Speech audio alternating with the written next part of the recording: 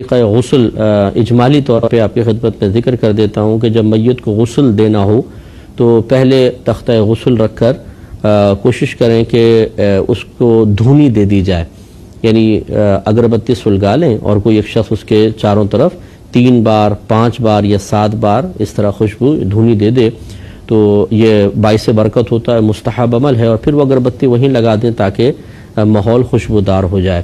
اس کے بعد مردے کو لٹائیں، اور یہ اصول یاد رکھیں کہ جس طرح زندہ آدمی کا ستر دیکھنا حرام ہوتا ہے، ایسے ہی مردہ کا ستر دیکھنا بھی حرام ہے، لہٰذا اس کا بدن کھولنے سے پہلے ہی اس کے پورے بدن کے اوپر، یعنی ناف کے اوپر سے لے کے گھٹنے کے نیچے تک یہ حصہ بدن جو ہے مرد کا نہیں دیکھ سکتا اور عورت کا نہیں دیکھ سکتی ہے، اس پر ایک موٹی چادر ڈال دی جائے اور پھر اس کے کپڑے اس طرح اتارے جائیں کہ قمیص تو اتار دی، اس کے بعد جو شلوار ہے اس پہ ستر پہ بالکل نظر نہ پڑے اور اس کو اتار دیا جائے۔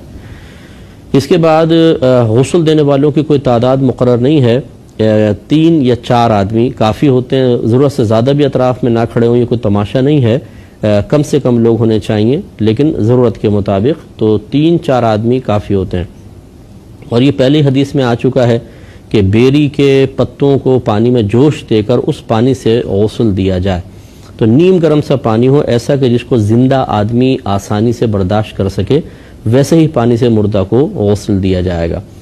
اس میں اب طریقہ کار یہ ہوتا ہے، جو آج کل یہ کفن وغیرہ ملتے ہیں اس میں ایک دستانہ ٹائپ پڑا ہوتا ہے، اس کو ہاتھ پہ اس طرح چڑھا کر پھر اس کی ڈوری ہوتی ہے باندھ لیں، اور پھر مٹی کے ڈھیلے بھی ہوتے ہیں اور روئی رکھی ہوتی ہے، اس سے مردے کو استنجا کروایا جائے گا، یعنی جائے شرم کے اوپر وہ کپڑا پھیرا جائے گا۔ عموماً نکلتا کچھ بھی نہیں ہے کیونکہ جسم خشک ہو جاتا ہے اور اعضاء اب کام کرنا چھوڑ دیتے ہیں، دماغ کام کرنا چھوڑ دیتا ہے، لہٰذا عموماً کچھ نکلتا نہیں ہے، پھر بھی اگر ہو تو بہرحال اس کو صاف کیا جائے گا، اور اس میں دیکھنا نہیں ہوگا، بس ویسی چادر کے نیچے سے استنجا وغیرہ کروا دیا جائے گا۔ اس کے بعد پھر سب سے پہلے میت کو وضو کروایا جائے گا۔ یقینی سی بات ہے کلی اور ناک میں پانی چڑھانا تو ہو نہیں سکتا، تو چہرے دھونے سے ابتدا کی جائے گی، پہلے چہرہ دھویا جائے گا، پھر سیدھا ہاتھ کوہنیوں تک، پھر الٹا ہاتھ کوہنیوں تک، اس کے بعد دونوں پیر دھوئے جائیں گے، اور اگر چاہیں تو کوئی روئی گیلی کر کے اس کے دانتوں پر اور اسی طرح تھوڑی روئی گیلی کر کے ناک کے نتھنوں کے اندر بھی ڈال دیں تو یہ کلی اور ناک میں پانی چڑھانے کے قائم مقام ہو جائیں گے۔ یہ کمپلیٹ کرنے کے بعد اب میت کو الٹی کروٹ لٹائیں۔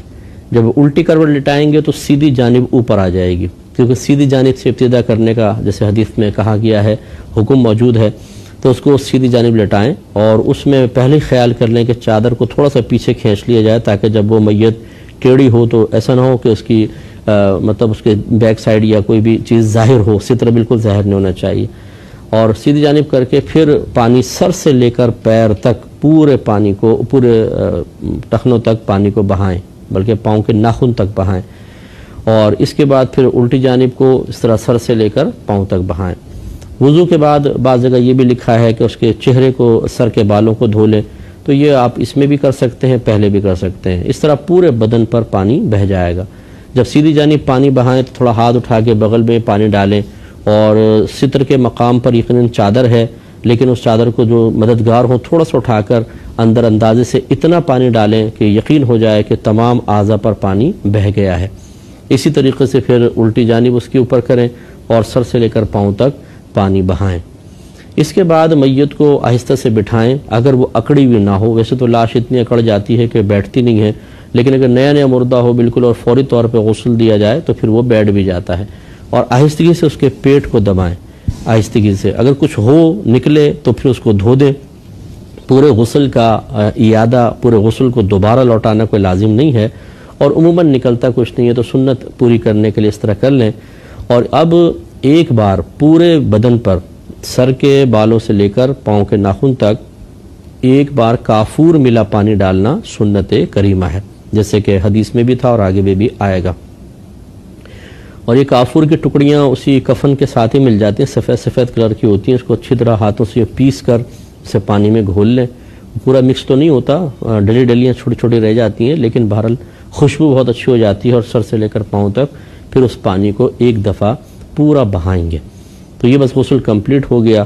اور اس کے بعد کپڑے وغیرہ سے خشک کر کے اب کفن پہنایا جاتا ہے۔ مرد کے لیے 3 کپڑوں کا کفن ہوتا ہے اور عورت کے لیے 5 کپڑوں کا. یہ سنت ہے. مرد کے لیے 3 کپڑے، عورت کے لیے 5 کپڑے. لیکن اگر مرد کے کپڑے کم ہیں تو 2 کپڑے بھی کافی ہیں، اور 2 بھی نہ ہوں تو پھر 1 کافی ہے، ایک بڑی چادر میں اس کو لپیٹ دیا جائے. اور عورت کے لیے 5 کپڑے ہوتے ہیں کفن کے، اور ان کو پھر پہنایا جاتا ہے. تو یہی بس تمام تھوڑی سی چیزیں ہیں، اور باقی پوری تفصیل تو اب یہاں پر چونکہ میں حدیث سے ذکر کر رہا ہوں، یہ فقہی جو پروگرام ہے اس میں آپ ملاحظہ کرتے رہیں تو انشاءاللہ آپ کو اور مزید تفصیل بھی حاصل ہو جائے گی. دیتے ہیں باب الثیاب البیض للکفن، کفن کے لیے سفید کپڑا، اس کا باب. حضرت عائشہ صدیقہ رضی اللہ تعالی عنہا اس کے راویہ ہیں، اور حدیث نمبر ہے 1264. وہ بیان کرتی ہیں کہ رسول اللہ صلی اللہ علیہ وسلم کو 3 سفید سوتی کپڑوں میں کفن دیا گیا جو یمنی سحولی روئی سے بنے ہوئے تھے. اس میں قمیص تھی، نہ امامہ تھا، یہ نہ سلا و لباس نہیں تھا، نہ امامہ تھا. 3 کپڑوں میں نبی کریم صلی اللہ علیہ وسلم کو کفن دیا جو یمنی ایک سحولی روئی کہلاتی تھی، اس سے تیار کردہ کفن تھا جو سرکار کو دیا گیا. تو یہ میں نے پہلے بھی وضاحت ایک دفعہ کی تھی کہ سفید کفن دینا مستحب ہوتا ہے. نبی کریم صلی اللہ علیہ وسلم نے ارشاد فرمایا تم سفید کپڑے پہنو اور اپنے مردوں کو سفید کپڑوں میں ہی کفناؤ. لیکن یہ حکم استحبابی ہے، یعنی ایسا نہیں ہے کہ کوئی واجب ہو، تو لہٰذا کلرفل کپڑے بھی یوز کر سکتے ہیں، اگرچہ ہمارے یہاں اس کا رواج بالکل بھی نہیں ہے. اور جس چیز کا رواج نہ ہو وہ پھر نہ کیا جائے، ورنہ لوگ باتیں کریں گے اور عجیب و غریب پریشانی کا شکار ہو جائیں گے. ورنہ مختلف کلر کے کفن ہو سکتے ہیں، اور یہ ضرور ہے کہ قیمتی کفن ہونا چاہیے، بشرطے کہ وہاں پر کفن چور وغیرہ نہ ہوں، کیونکہ نبی کریم صلی اللہ علیہ وسلم نے ارشاد فرمایا کہ اپنے مردوں کو قیمتی کپڑوں میں کفناؤ. اور ایک روایت میں ہے کہ ایسے علماء نے فرمایا کہ ایسے کپڑوں میں کفنانا چاہیے کہ جیسے وہ عید پر پہنتا تھا، یعنی قیمتی کپڑے. اور نبی کریم صلی اللہ علیہ وسلم کے فرمان ذی شان ہے کہ جس طرح زندہ لوگ ایک دوسرے پر اپنے کپڑوں کے سلسلے میں فخر کرتے ہیں، ایسے ہی مردہ بھی اپنے کفن پر دوسرے لوگوں کے سامنے فخر کرتا ہے. تو اس لیے اچھے کپڑے میں کفن دینا چاہیے. لیکن چونکہ ہم لوگوں کو علم نہیں ہوتا، مسجد پہنچ جاتے ہیں یا کفن کی دکانوں پہ پہنچ جاتے ہیں، وہاں پہ وہی لٹھے کا کفن ہوتا ہے، باریک سا پتلا سا، وہی دے دیتے ہیں. اور یہ تصور نہیں ہے کہ جی مردے کو وہ بھی ایک دوسری دنیا میں جا رہا ہے، اور وہاں پر اس کے کفن کے سلسلے میں بھی تعلیم شرع تھوڑی بہت موجود ہے. وہ کچھ پتہ ہی نہیں ہوتا بیچارے لوگوں کو، جو جیسا بولتا رہتا ہے ویسے کرتے رہتے ہیں اور ایسے دفنا دیتے ہیں. تو بہرحال سفید کپڑے پہننا یہ مستحب ہے، کلرفل بھی پہن سکتے ہیں، کبھی کبھار سفید پہن لیں. تو یہ صرف میں نے اس لیے سمجھایا کہ یہاں سفید کلر کا ذکر آیا تو یہ کوئی فرض واجب نہیں ہے. یہی وجہ ہے کہ اگر فرض کر لیں کوئی وصیت کرتا ہے کہ جو میرے پہنے ہوئے کپڑے انہی میں مجھے کفنا دیا جائے، یہ بھی کافی ہے، یہ بھی صحیح ہے، اور وہ چاہے کیسے کلرفل ہوں ویسے ہی کفنا سکتے ہیں. اگلی حدیث کی طرف آتے ہیں. اچھا یہ بھی ذہن میں رکھ لیں، دیکھیں انہوں نے فرمایا کہ اس میں قمیص تھی، نہ امامہ تھا. تو نبی کریم صلی اللہ علیہ وسلم کا جو کفن کی سنت خود اختیار کی گئی ہے، جو آپ نے تلقین فرمائی، وہ مرد کے لیے 3 کپڑوں کی ہی تھی. ایک کپڑا جو ہے وہ تہبند ہے، اور ایک چادر کہلاتی ہے، چھوٹی چادر، اور ایک بڑی چادر ہوتی ہے. تو یہ کفنی جس کو ہم کہتے ہیں، کفنی جو ہوتی ہے وہ گلے میں ڈلتی ہے، بیچ میں سوراخ کر کے، آدھا کپڑا آگے ہوتا ہے آدھا پیچھے، اور ایک ازار ہوتا ہے، اور ایک ہوتی ہے بڑی چادر، اس کو لفافہ کہتے ہیں. 3 کپڑوں میں. امامہ سرکار صلی اللہ علیہ وسلم حالانکہ آپ نے کتنی فضیلتیں ذکر فرمائی لیکن آپ کے کفن میں شامل نہیں تھا. لیکن یہ 3 کپڑوں تک چیز کو محدود رکھنا کوئی اس لیے نہیں تھا کہ فرض یا واجب کا بیان مقصود ہو. چنانچہ اگر کوئی فرض کر لے، جیسے بی بی زینب رضی اللہ تعالی عنہا کے کفن میں سرکار نے اپنا تہبند شریف رکھوایا، یہ کپڑا اضافی ہوا. ایسے کوئی اگر تبرکن کوئی کپڑا اپنے کفن کے ساتھ رکھواتا ہے، وصیت کرتا ہے، تو یہ صحیح ہے. اسی طرح یہ در مختار میں بھی لکھا ہے کہ اشراف القوم میں سے کسی کا انتقال ہو. اشراف القوم سے مراد جو بڑے مطلب کوئی متقی پرہیزگار عالم دین ہیں، شیخ ہیں، انہیں اگر امامہ پہنا کر دفنایا جائے تب بھی سی گنجائش نکل سکتی ہے. لیکن سنت سے زیادہ قریب یہی ہے کہ بغیر امامے کے انسان کو دفنایا جائے، سنت سے زیادہ قریب یہی چیز ہے۔ یہ کہتے ہیں، یہ باہر سے یہ کویسچن تھا، کسی نے پوچھا تھا کہ کیا ایک مسلمان کو غیر مسلم کے قبرستان میں دفن کر سکتے ہیں؟ کہتے ہیں یہاں پر قبر کو برقرار رکھنے کے باقاعدہ پیسے دیے جاتے ہیں، ورنہ وہ لوگ قبر کو ختم کر دیتے ہیں۔ تو اب مسلمانوں نے بھی قبور کے یعنی غیر مسلمین کے قبرستان میں اپنے مردوں کو دفنانا شروع کر دیا ہے، اور مسلمان یہ لاجک پیش کرتے ہیں کہ جی قبر میں تو اعمال کام آئیں گے، مسلم اور غیر مسلم قبرستان سے کیا فرق پڑتا ہے، کیا حکم شرع ہوگا؟ دیکھیں، پہلی بات یہ کہ بالکل قبرستان سے فرق پڑتا ہے۔ میرے آقا صلی اللہ علیہ وسلم نے تو یہاں تک بیان فرمایا کہ برے پڑوس ایک مردے کو اگر اس کے برابر میں کسی برے شخص کی قبر ہے تو اس سے اس کو ویسی ہی اذیت محسوس ہوتی ہے جیسے ایک زندہ کو برے پڑوسی سے اذیت محسوس ہوتی ہے۔ تو یہ تو اس کے بارے میں ہے کہ اگر مسلمان فاسق ہے، فاجر ہے، اس پہ خدا نخواستہ کچھ عذابات ہو رہے ہیں تو مردہ ایک طرح کی اذیت محسوس کرتا ہے، اس کے اثرات اس تک بھی، یعنی اس طرح نہیں کہ عذاب ہوگا اس پر، لیکن بہرحال وہ اس کی اذیت محسوس کرتا ہے۔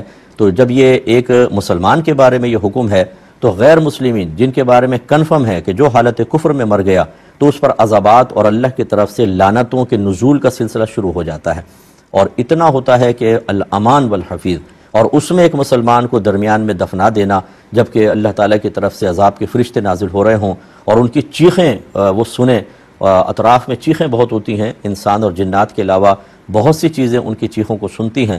ہمارے لیے اس لیے پردہ رکھا کہ اگر ہم سن لیں تو ہماری نارمل زندگی قائم نہیں رہے گی اور ہمارا کھانا پینا چھٹ جائے گا، اور یہ غیبی امور ہیں، اللہ تعالیٰ نے ان کو غیب رکھا ہے، چھپا کر رکھا ہے۔ اگر ظاہر ہو جائیں تو ہر شخص پھر مسلمان ہو جائے، نیک ہو جائے، پرہیزگار ہو جائے، اور ہمارا غیب پر ایمان معتبر ہے۔ جب چیزیں ظاہر ہو جائیں گی تو پھر ایمان معتبر نہیں ہوتا۔ ابھی جو شرعی قانون ہے اس کے اعتبار سے میں عرض کر رہا ہوں، لہذا حتی الامکان کوشش کریں کہ مسلمان کمیونٹی وہاں پر ملے، آپس میں کچھ ایسا طے کریں، گورنمنٹ سے کہیں کہ ہمیں زمین دیں، اتنے ہم پیسے خرچ کرتے ہیں الٹی سیدھی چیزوں کے اندر، تو کچھ اپنے قبرستان کے لیے کر لیں، زمین خریدیں اور اس میں مسلمانوں کو دفن کیا جائے۔ اور اگر فرض کر لیں خدا نخواستہ ایسا نہیں ہے تو پاکستان وغیرہ یا جس ملک سے آپ کا تعلق ہے وہاں پر مردے کو لانے کی کوشش کی جائے۔ لیکن بہرحال اگر ایسا ہے کہ کہیں جگہ ہی نہ ملے، کہیں جگہ نہ ملے، یا اتنی مہنگی جگہ ہے کہ آپ افورڈ نہیں کر سکتے ہیں، تو ایسی صورت میں پھر آخری صورت پھر یہی رہ جاتی ہے۔ پھر میں یہی کہوں گا کہ باہر کے مزے لوٹنے والے کے لیے اس کو ایک برا انجام، یہ یعنی برا انجام سے مراد معاذ اللہ عذاب نہیں کہہ رہا ہوں، بلکہ آخری مرنے کے بعد کتنی اذیتناک صورتحال ہے، اس سے بہتر ہے کہ اپنے ملک میں انسان رہے۔ لیکن بہرحال وہاں رہنا کوئی ناجائز ہم نہیں کہتے ہیں، تو کوشش یہی کریں کہ اپنے مسلمانوں کے قبرستان میں دفن کریں، اور فرض کر لیں کہ اگر یہ صورتحال ہو کہ پیسے نہ دیں تو وہ خود ہی قبر کو ختم کر دیں گے، یہ زیادہ بیسٹ ہے، اس سے بہتر کہ آپ غیر مسلمین کے قبرستان میں دفنائیں۔ کسی نے پوچھا تھا کہ کسی نے کہا ہے کہ جنت البقیع دنیا کا واحد قبرستان ہے جہاں عذاب الہی نازل نہیں ہوتا بلکہ صرف رحمتوں کا نزول ہوتا ہے، اور یہاں دفن شدہ ہر شخص بخشا جائے گا، کیونکہ ایمان کی حالت میں مدینے میں موت آنا بھی بخشش کی علامت ہے۔ کیا یہ بات صحیح ہے؟ دیکھیں، یہ دعویٰ مطلب خود ساختہ ایک دعویٰ ہے۔ ایک ہوتا ہے حسن ظن قائم کرنا، اور ایک ہے کہ حقیقت حال۔ حقیقت حال تو یہ ہے کہ جنت البقیع کے اندر نبی کریم صلی اللہ علیہ وسلم کے زمانہ اقدس کے منافقین بھی دفن کیے گئے ہیں، اور وہ منافق تھے جو منافقین اعتقادیہ تھے، کہ جو نبی کریم کو دل سے نبی تسلیم نہیں کرتے تھے، اور وہ مطلب صرف ظاہری طور پہ کلمہ پڑھتے تھے، تو کیا ان کے اوپر رحمتیں نازل ہوں گی؟ لازم بات ہے کہ ان کو تو عذابات قبر ہوں گے۔ تو اس لیے یہ کہنا کہ جنت البقیع میں جو بھی مدفون ہوگا اس پہ عذاب الہی نازل نہیں ہوگا، وہ کیوں؟ دوسری بات ہے کہ کیوں نہیں ہوگا؟ اگر وہ کہتے ہیں کہ اس میں صحابہ کرام مدفون ہیں تو پھر اس کی تخصیص کیا؟ جنت المعلا کے بارے میں آپ نے کیوں نہیں کہا کہ مکہ کے اندر جو جنت المعلا ہے اس میں بی بی خدیجہ الکبریٰ رضی اللہ تعالی عنہا جو سب امت کی والدہ ہیں وہ مدفون ہیں، تو وہاں پر پھر یہ حکم کیوں نہیں لگایا آپ نے؟ واحد اس کو کیوں کہا؟ اور اب بھی بہت سے ایسے ہوں گے جو منافقین، جو بد مذہب قسم کے لوگ اگر وہاں مدفون ہو جاتے ہیں، جیسے جس کا وہاں انتقال ہوتا ہے، جنازہ پڑھایا وہیں دفن کر دیا، تو کیا آپ یہ گمان کرتے ہیں کہ اس کے بارے میں بھی ایسا ہی ہوگا؟ تو اس لیے اس قسم کے یہ حسن ظن تو ہے آپ کا کہ بھئی وہ مبارک قبرستان ہے، لیکن جو شخص بد اعتقادی میں مبتلا ہے یا بالکل ہی مرتد ہو گیا یا دیگر معاملات، اس کے لیے وہاں کیوں عذاب قبر نہیں ہوگا، یہ مسئلہ ہے۔ ہاں، بعض اہل کشف پر یہ ظاہر ہوا کہ انہوں نے دیکھا کہ اگر وہاں کوئی منافق وغیرہ دفنا دیا گیا تو اس کی قبر کو منتقل کر دیا جاتا ہے کہیں اور، لیکن یہ اہل کشف کا کشف ہے جو شرعی طور پر حجت نہیں ہوتا۔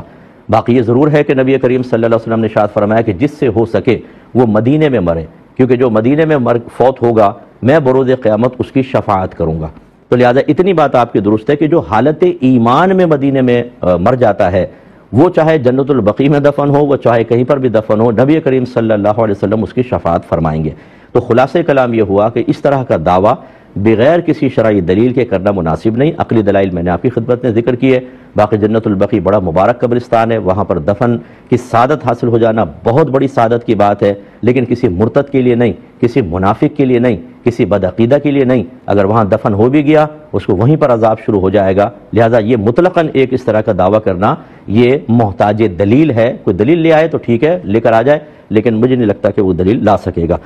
یہ تسبیح کاؤنٹر جو ہوتے ہیں، اس پر لاکھوں بار میں نے درود پاک پڑھ لیا ہے، اب یہ خراب ہو گیا ہے تو کیا میں اس کو پھینک دوں یا کیا کروں؟ دیکھیں، جس چیز کی نسبت مذہب کے ساتھ ہو جائے، وظائف کے ساتھ ہو جائے، اس کا ادب و احترام کرنا چاہیے۔ جیسے ہماری زبان سے کلمات نکلتے ہیں تو زبان بابرکت ہو جاتی ہے، گندے کلمات ہوں تو زبان کی تاثیر میں فرق آتا ہے۔ ایسی جن چیزوں سے ہم کاؤنٹ کر رہے ہوتے ہیں ان میں بھی ایک برکت پیدا ہوتی ہے کہ مسلسل آپ ان کو شمار کے لیے استعمال کر رہے ہیں، تو پھر ایسی چیزوں کو پھینک دینا، گندی جگہ پہ ڈال دینا، یہ ادب کے خلاف ہوتا ہے۔ لیکن یہ اگر ڈال دیتے ہیں تو ایسی بے ادبی نہیں ہے کہ آپ کو گناہگار قرار دیا جائے، لہذا بہتر ہے کہ اسے کہیں پر اگر اسٹور وغیرہ ہے تو سنبھال کر رکھ دیں۔ میرا مشورہ یہ ہے کہ پھینکے نہیں۔ کہ ایک نئی جگہ قبلہ ایپ کافی ہے یا کسی سے پوچھنا پڑے گا؟ دیکھیں، بہتر تو یہ ہوتا ہے کہ کوئی اگر موجود ہے تو اس سے پوچھیں، کہ بعض اوقات یہ ڈیوائسز وغیرہ بھی گڑبڑ کر جاتی ہیں، لیکن اگر آپ نے کسی ڈیوائس کو بارہا آزمایا ہو اور وہ بالکل ایکوریٹ آپ کو قبلے کی سمت فراہم کر رہی ہو، تو بس پھر یہ ایک شخص کے ہی قائم مقام ہے جو وہاں موجود ہے۔ تو پہلے دور میں چونکہ اس چیز کا سلسلہ موجود نہیں تھا، یہ سائنسی ترقی نہیں تھی، تو پھر وہاں کے جو جیسے مسجد کی محراب ہے یا وہاں مقامی لوگوں نے کوئی نشانی قائم کی ہو، جیسے تیر وغیرہ کے نشانات آپ دیکھتے ہیں اسٹیشنز وغیرہ پر ہوتے ہیں، یا کوئی باقاعدہ شخص موجود ہو، تو ان نشانیوں کا خیال رکھنا لازم تھا۔ اب جدید ٹیکنالوجی آ گئی ہے تو اس میں آپ اس طرف کنورٹ ہو سکتے ہیں، لیکن بات وہی ہے کہ آپ نے اس کو بارہا آزمایا ہو۔ بعض اوقات ایک ڈیوائس کو آپ بستر پہ رکھ کے دیکھیں گے کچھ اور ہوتا ہے، فرش پہ رکھ کے دیکھیں گے تو تھوڑا سا فرق آ جاتا ہے یا بعض اوقات گڑبڑ ہو جاتی ہے۔ اچھی طرح پہلے آزمائیں، پھر بالکل آپ اس طریقے سے کر سکتے ہیں۔ یہ کہتے ہیں کہ آج کل مسجدوں میں لوگ بغیر کسی ترتیب کے اذانیں دے رہے ہیں۔ ترتیب سے مراد کوئی نہیں دیکھتے کون اذان دے رہا ہے کون نہیں۔ انہوں نے کہا کہ داڑھی والا بھی دے سکتا ہے، بغیر داڑھی والا بھی دے سکتا ہے، کیا مسئلہ ہے؟ دیکھیں، پہلی بات تو یہ کہ جہاں پر مؤذن مقرر ہے تو وہ مؤذن ہی دے گا، اور مؤذن باشرع ہونا چاہیے، اسے نماز کے اوقات کا پتہ ہو، احساس ذمہ داری ہو، اسی کو اذان پر مقرر کرنا چاہیے۔ لیکن بعض مساجد ایسی ہیں کہ جہاں پر مقرر نہیں ہوتے، اسٹیشن کی مسجد ہیں یا کوئی علاقے کی سنسان سی مسجد ہے، اس میں باقاعدہ کوئی مؤذن مقرر نہیں کہ سیلری نہیں دے سکتے، اس میں بعض اوقات ایسا ہوتا ہے کہ جو آتا ہے وہ چاہتا ہے اذان دے دیتا ہے۔ تو اس کے لیے بھی بہرحال ہمارے مذہب اسلام کی تعلیم یہ ہے کہ باوضو ہونا چاہیے، حالت جنابت میں نہ ہو، اور جتنا باشرع اور باعمل ہو اتنا بیسٹ ہے۔ داڑھی والا ہو بہت ہی اچھا ہے، اگر لیکن کوئی نہیں ہے تو بغیر داڑھی والا بھی اذان دے سکتا ہے۔ لیکن جہاں داڑھی والے موجود ہوں، جہاں مؤذن مقرر ہوں، وہاں پر کسی ایسے شخص کو کھڑا کر دینا جو اعلانیہ طور پہ کسی بھی جہت سے گناہ کرتا ہو، یہ بالکل غلط ہوتا ہے۔ ایسی جگہ پر اگر وہ اذان دے گا تو یہ اذان واجب العیادہ کہلاتی ہے، یعنی اس کو دوبارہ دینا لازم ہوتا ہے۔